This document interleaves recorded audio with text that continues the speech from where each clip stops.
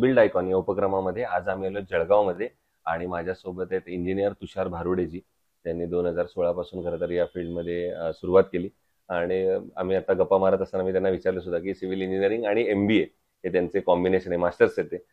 पण civil इंजिनिअरमध्ये management फार महत्वाची आहे, कारण हे शेवटी टीम वर्क आहे. एकटा सिव्हिल इंजिनियर यामध्ये काही करू शकत नाही.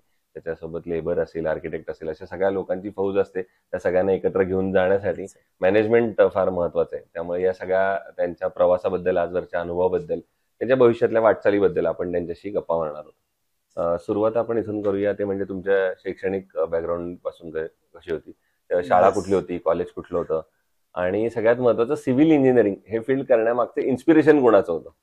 ओके, सो वेल, एक छोट्याशा गावातनं बिलॉंग्स करतो, म्हणजे एक शेंदोणी म्हणून गाव आहे. तिथे गरुड विद्यालयापर्यंत माझं 12th झालं. त्यानंतर पुन्हा एक आमचा ग्रुप ऑफ फ्रेंड्स आम्ही एकत्र आलो. तिथून आम्ही शिलाँगमध्ये जी विल्यम्स कॅरी युनिव्हर्सिटी आहे तिथे आम्ही इंजिनिअरिंगसाठी गेलो. तिथून मग पुन्हा ठरवलं की आपल्याला याच्यापेक्षा अजून मास्टर्स करायचंय. मास्टर याच्यासाठी केलं की आपल्याला एक मिडल पॉइंटला थांबायचं नाहीये. आपण असं एज्युकेशन घ्यायचं की जे एकदम टॉप मोस्ट असेल, की त्याच्यानंतर काही नाही. सो आम्ही MBA आम्ही एक 4-5 मुलांनी सोबत ऍडमिशन्स घेतल्या. बाकीच्यांनी त्यांच्या एक फॅमिली व्यवसायामध्ये ते नंतर रूल आउट झाले. सो MBA केल्यानंतर मग ठरलं की आपण सिव्हिल केलेलं आहे, MBA झालेला आहे. त्याच्यानंतर मग अशाच एक इंटरव्ह्यूमध्ये एक जस्ट कॅज्युअल ओळख झाली पुण्याचे कुमार बिल्डर्स म्हणून. कुमार्स बिल्डर्स थ्रू आमची ओळख झाली. तिथे मग त्यांनी जॉब ऑपॉर्च्युनिटी दिली. तिथे तळेगाव दाभाडेचा जो प्रोजेक्ट होता ते आम्ही 2 जण हँडल केला, जे माझा एक कलिग होता आणि मी. आणि मग तिथून कुठेतरी एक सुरुवात झाली. तिथून एक त्यांच्याकडनंच, म्हणजे कुमार बिल्डर्स त्यांच्याकडनंच प्रेरणा मिळाली की आपण ह्या क्षेत्रात काहीतरी केलं पाहिजे. की एक तर आपण जॉब करतो आहे ऑब्व्हियसली, प्लस आपण जर स्वतःचं काही करायचं निर्माण केलं तर ते आपण करू शकतो. हे तिथे एक विल पॉवर डेव्हलप झाली. आणि मग तिथून एक छोटासा प्रोजेक्ट स्टार्ट केला. जसं एक गावातच एक छोटस रिपेअरिंगचं हाऊस होतं. एक ऑलमोस्ट त्याची कॉस्ट असेल 2 ते 2.5 लाख रुपये. तिथून स्टार्ट केलं, रिपेअर पासून स्टार्ट केलं, रिनोव्हेशन पासून स्टार्ट केलं. तर तो प्रवास आजपर्यंत झालेला आहे. तर आज आपले कमीत कमी 5 ते 6 प्रोजेक्ट आहे. त्याची ऑलमोस्ट नेटवर्थ जी आहे ती एक साधारणतः 25 ते 30 CR वर आहे.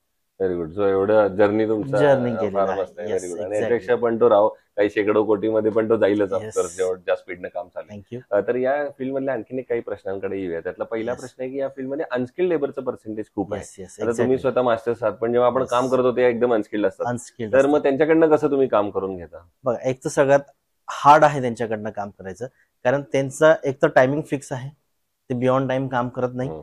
आणि आपण त्यांना जे सांगणार ते आपण थोडंसं टेक्निकल याच्यात सांगण्याचा प्रयत्न करतो. बरोबर. त्यांना त्या गोष्टी अर्ध्या कळतात, अर्ध्या कळत नाहीत. आणि अनस्किल्ड लेबरचा विषय सगळ्यात महत्वाचा हाच आहे की त्यांना जे आपण सांगतो ते बऱ्यापैकी कळत नाही. बरोबर. आणि ज्यावेळेस आपण त्यांच्याकडनं काम करून घेण्याचा प्रयत्न करतो तर ते आपल्या मनासारखंच होईल हा सगळ्यात मोठा विषय असतो. आणि ऍज अ इंजिनियर म्हणजे मला तरी त्याच्यामध्ये परफेक्शन हवं असतं. जर मी काही टास्क करतोय, काही साईट करतोय, काही जॉब करतोय, तर मला त्याच्यामध्ये परफेक्शन हवं असतं. सो ते अनस्किल्ड लेबर कडनं करून घेणं खूप हार्ड आहे, खूप हार्श होऊन जातं बऱ्याच वेळेस.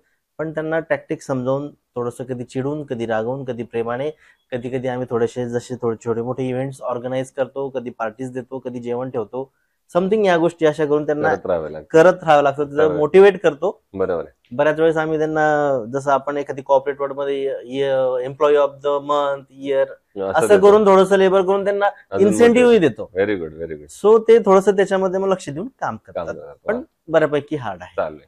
दुसरं, तुम्ही आता रेसिडेन्शियल मध्ये आपण काम करतो, बऱ्याचदा कस्टमर कडनं तुम्ही एक वाक्य ऐकलं असेल की आमचं बजेट थोडं कमी आहे आणि आम्हाला एवढ्याच बजेटमध्ये बसवून द्या. आणि तेव्हा क्वालिटी, आणि तुम्ही तर म्हटलं की आम्ही क्वालिटीला कॉम्प्रोमाइज करत नाही, तर अशा क्वालिटी आणि बजेट या दोन्हीचं बॅलन्स आउट कसं करता? मग त्याचं बॅलन्स आउट आपण असं करतो की सगळ्यात महत्वाचा विषय याच्यामध्ये स्ट्रक्चरल स्ट्रेंथ. आम्ही स्ट्रक्चरल स्ट्रेंथ रिमेन सेम ठेवतो. राहिले फिनिशिंग आयटम, जसं तुमचं टाईल्स असेल, कलर असेल, याच्यात कॉम्प्रोमाइज होतं.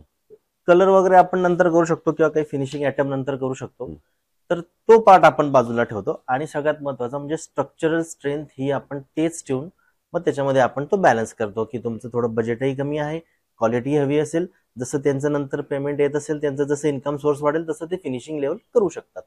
सो पण स्ट्रक्चरल स्ट्रेंथ आपण रिमेन सेम ठेवतो. दुसरा प्रश्न थोडा यापेक्षा वेगळा आहे, तो म्हणजे जळगावच्या विकासाचं विजन एक इंजिनियर म्हणून तुम्हाला विचारलं तर तुमच्या डोळ्यासमोर कुठले मुद्दे येतात ज्या मुद्द्यांवर आता काम करण्याची गरज आहे? सगळ्यात महत्वाचं इन्फ्रास्ट्रक्चर. जे जळगावचं इन्फ्रास्ट्रक्चर आहे अजून अप टू द मार्क नाहीये. ते अप टू द मार्क व्हायला हवं. नवीन कंपनीज यायला हव्या, नवीन गव्हर्नमेंट प्रोजेक्ट यायला हवे. त्याच्यामध्ये जसं नवीन इंजिनियर्स असतील, नवीन एम्प्लॉई असतील किंवा नवीन स्टुडंट असतील, त्यांना तो स्कोप चांगला मिळेल आणि त्या पद्धतीने आपण ते वर्कआउट करू शकतो. बरोबर. पण मग शासनाकडनं काय अपेक्षा आहे, शासनानं काय पावलं उचलली पाहिजेत असं तुम्हाला वाटतं? नवीन जसं टेंडर्स आहेत, ते टेंडर्स त्या पर्टिक्युलर हेडवर त्यांनी पेमेंट आणावं, नवीन कामं चालू करावेत. जिथे 2 कामं चालू होणार तिथे 4 कामं चालू करावेत आणि जे ऍक्च्युअल गरज आहे अशा लोकांना तिथे काम देऊन काम मिळालं पाहिजे. त्यांना तो आपण प्रमोट करू शकतो. बरोबर. ही शासनाकडनं अपेक्षा आहे ऍक्च्युअली. वा. आतापर्यंत काम केलेल्या प्रोजेक्ट पैकी एखादा आयकॉनिक प्रोजेक्ट सांगू शकाल का? हो, आता सध्या जामनेरला माझा गणपतीनगर मध्ये प्रोजेक्ट चालू आहे. सो त्याच्यामध्ये इंटरफेरन्स आपले जे राज्याचे मंत्री आहेत गिरीश भाऊ महाजन, त्यांची ती लँड आहे आणि ती पूर्ण आपण त्यांच्या कोलॅबोरेशन नुसार डेव्हलप करतोय. सो तिथे ऑलमोस्ट साधारणतः एक 75 lakhs ऑनवर्ड्स तिथे युनिट आहेत आणि तो ऑलमोस्ट 90% तो प्रोजेक्ट सोल्ड आउट आहे आणि एकदम क्रीम प्रोजेक्ट आहे. Very good, very good. आणि दुसरं यातला आणखीन एक शेवटचा प्रश्न विचारणार. या फील्डमध्ये जे आता तरुण इंजिनियर्स येत आहेत, नवीन पुढची बॅच येते, तुमच्यातले मित्र असतील तुमचे, त्यांना तुम्ही काय मित्र म्हणून सल्ला द्याल या क्षेत्रात येण्यापूर्वी? त्यांना लाख मोलाचा हा सल्ला असेल की तुम्ही पैसे किंवा बजेट हे न बघता तुम्ही क्वालिटीकडे बघा. कारण क्वालिटी ही तुमची लॉंग लास्ट राहणार आहे. क्वालिटीच तुम्हाला विन करणार आहे. जी विन विन सिच्युएशन असणारी ही फक्त तुम्हाला क्वालिटीज देऊ शकते. बरोबर. बाकी तुम्ही त्याच्यामध्ये जर काही कॉम्प्रोमाइज करत असाल तर तुम्ही टेम्पररी राहणार. पण जर तुम्हाला लॉंग लाईफ चालायचं असेल, लॉंग लाईफ तुम्हाला या फील्डमध्ये तुम्हाला कंटिन्यू करायचं असेल तर quality is most important factor. बरोबर. दुसरं कन्स्ट्रक्शन मध्ये जेव्हा स्टील निवडायची वेळ येते तेव्हा तुम्ही काय पॅरामीटर्स बघता? ऑब्व्हियसली त्याची स्ट्रेंथ, त्याची डक्टिलिटी काय आहे आणि त्याच्यात सगळ्यात महत्वाचा पॉइंट हाही आहे की त्याचे मार्केटमध्ये रेट काय आहे. बरोबर. की तो कॉम्पिटेबल आहे की आपल्या बजेटमध्ये जातोय की आउट ऑफ बजेट जातोय.